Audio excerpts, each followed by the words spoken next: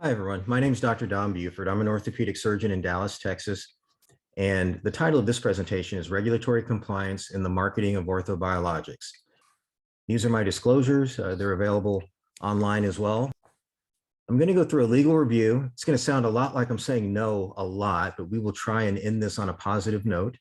We will go through some regenerative medicine advertising regulations and some case studies in Texas, and also some online examples. There are two main federal laws that regulate advertising. Number one is the Federal Trade Commission Act, and number two is the Lanham Act. The FTC Act prohibits unfair or deceptive acts or practices. And here's an example of how it was used in a regenerative medicine case in 2021. The FTC and the Georgia Attorney General sued the co-founders of the Stem Cell Institute of America for marketing stem cell therapy to seniors nationwide. And the bogus claims that were pointed to by the FTC in the state of Georgia were the claims that this stem cell therapy was effective in treating arthritis, joint pain, and other orthopedic conditions. There really wasn't any contention whether or not it was stem cells or not. It wasn't. But the point was they were claiming it was, and they were claiming that it was effective in a certain treatment condition. And that violates the FTC regulations, because we know that the FDA has not approved stem cell therapy for any specific orthopedic condition. When we dig a little bit deeper into the claim, one of the things that really probably accelerated the enforcement action against this company was that they intentionally targeted elderly and disabled consumers. We have to be careful here because the penalties are significant. $5,000 per violation, as you see over here in C.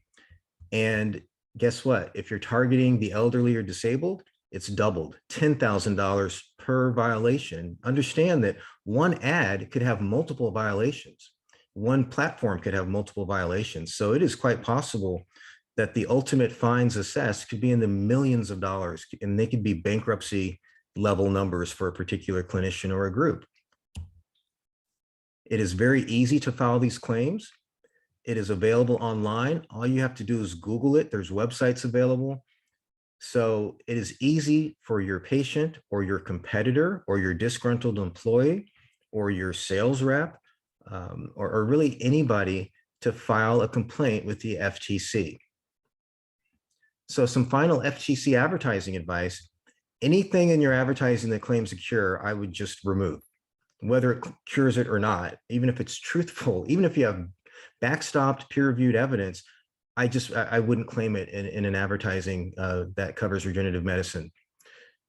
Definitely, if you're talking about unproven treatments for autism, macular degeneration, other specialties outside of orthopedics even, then I think you're just putting a bullseye on your practice and on yourself personally to asking for regulatory enforcement. Be very careful when you use medical terms in any headlines. So using stem cells in any advertising for me is a no-no.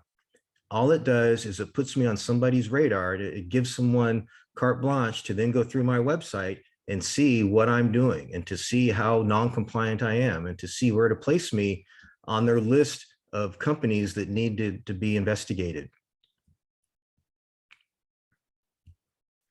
So the Lanham Act is a little bit different.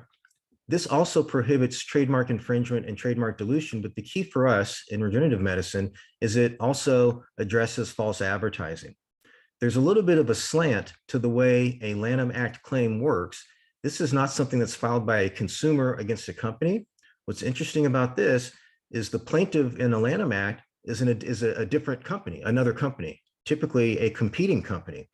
So for example, if I am in practice and somebody down the street from me that does the same thing that I do has marketing out there that says that they're better than me, or that says, even if it's not directly relating to me, if they say that they have a treatment that is the most amazing thing since sliced bread, if it's false and clearly false and has no data, as a competitor, I can file a Lanham Act claim, because what they are doing is misleading the public and materially affecting my business. Now, I am not an attorney, so do not take what I say as gospel. Please get with your legal people and look at your unique situations.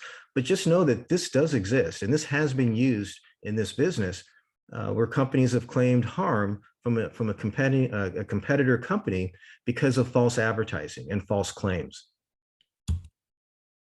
Advertising board certification is another area that we have to be careful as clinicians. Obviously, if you're not board certified and you advertise that you are, somebody's going to figure that out at some point. However, it gets a little more nuanced if you have a board certification from a board that's not one of the 24 medical specialty member boards. And if you look at the boards listed in red, you notice that pain medicine and interventional pain is not listed. It's not one of the 24 member boards. So if this was the end of the story, you cannot advertise that you're board certified by the Board of Pain Management or Pain Medicine in the state of Texas. However, there is a loophole.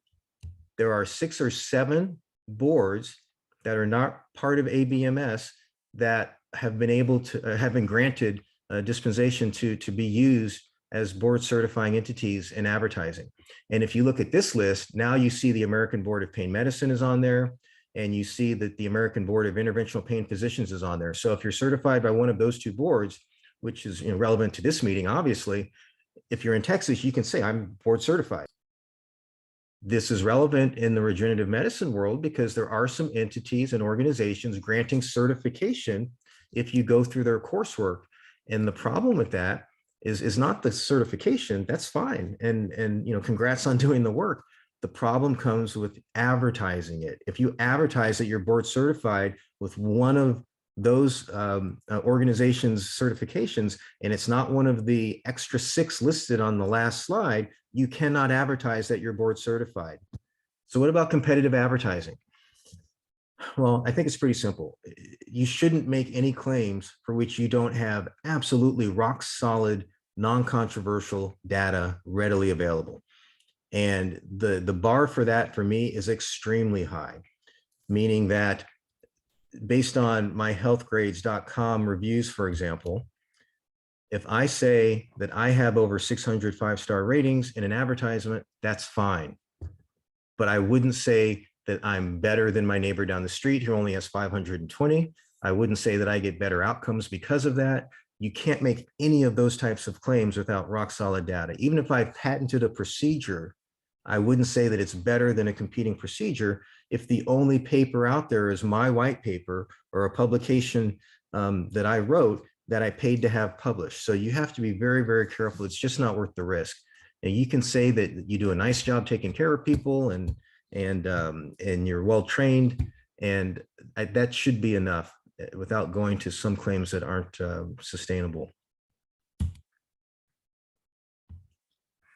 Testimonials are another area where we can get into trouble. You have to be careful. This is a typical testimonial page from a website.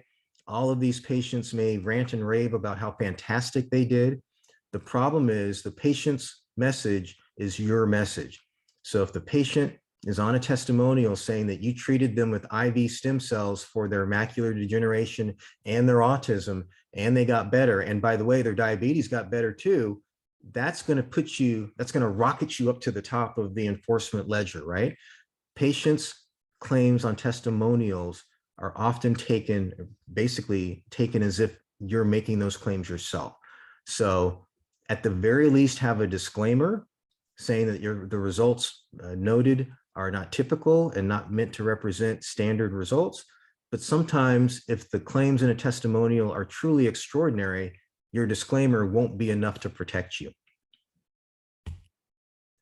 Google changed their advertising policy a little over a year ago now, but they had started this policy about 2 years ago, where any ad that uses the term stem cell therapy, gene therapy, or even platelet-rich plasma, and in a lot of cases, even regenerative medicine, those ads get dinged and they're not accepted on Google.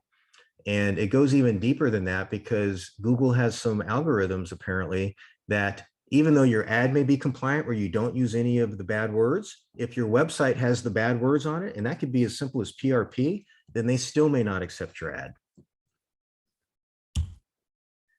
So one potential strategy for that, because Google's important, patients go to Google to find doctors and to find treatment alternatives. One potential strategy is your patients that review you, especially on Google, can say whatever they want. And so here are two examples from my reviews where I didn't know that these patients were going to review me. I didn't know how many stars they were going to give me, had no idea what they were going to say. And on the left, Connie was kind enough to say that her left knee responded well to stem cell injection. I didn't say that she had a stem cell injection. In fact, in my practice, I talk people out of using that term even. You know, we talk about bone marrow concentrate in my practice. Patients hear stem cell though. And so by her putting that in her review, that's a searchable term in Google's algorithms. And so here's a way for my clinic and my name to be associated with that, even though, again, I'm talking people out of using that term, but at least it puts me into the system and ties my practice and my name with regenerative medicine, with stem cell. In the review on the right, it ties my name to PRP therapy, and it ties my practice to PRP therapy. And so by that simple act of a patient writing a review and using those regenerative medicine terms, that can move your practice up when people look for particular things in a particular area. And here's an example of that. Now, this is just a Google search done today using the term Dallas stem cell. And you can see there's 3 that come up. These are not ads, these are not paid, but these are just 3 organic results. And my practice is number 2. This is very interesting because only the top 3 come up. 2 of the 3 are my practice and the RegenX affiliate in Dallas. And neither one of us talk about stem cells in our practice, neither in our advertising and websites in a way that's non-compliant. Neither one of us talk about using stem cells for stroke or multiple sclerosis or traumatic brain injuries or Parkinson's. And yet we still come up in the top 3 because our patients give us reviews where they mention that they had that therapy. Innovation Stem Cell Center is a little bit different. They come up, in my opinion, they come up very highly because look at their website. They use stem cell in their website. It's obviously it's part of their name. But here's where they're going to be in trouble potentially, in my opinion. They are listing a list of treatments for which there is no indication for stem cells from the FDA. And they're just really asking for some regulatory body, whether it's the local district attorney, the state district attorney, the attorney general, the FTC, the FDA. There's really a list that's probably 10 strong of people that can go after a clinic that's advertising in this fashion. So I would be very careful doing that. So some quick examples. Again, just eliminate stem cell therapy from your advertising. Just take it away. It's not necessary. You can talk about orthobiologics. You can talk about minimally invasive options to surgery and to steroids and to narcotics, but eliminate stem cell therapy from your advertising at this point. If you say that you're treating conditions, you have to be very careful. I know a lot of us that are very thoughtful and very concerned will still have things on our websites and on our advertising that say that we treat arthritis with PRP, for example. And we have the evidence to back that up. So I don't think that's wrong to say that, but just know that there's not an FDA indication for arthritis for PRP. So we have to be careful.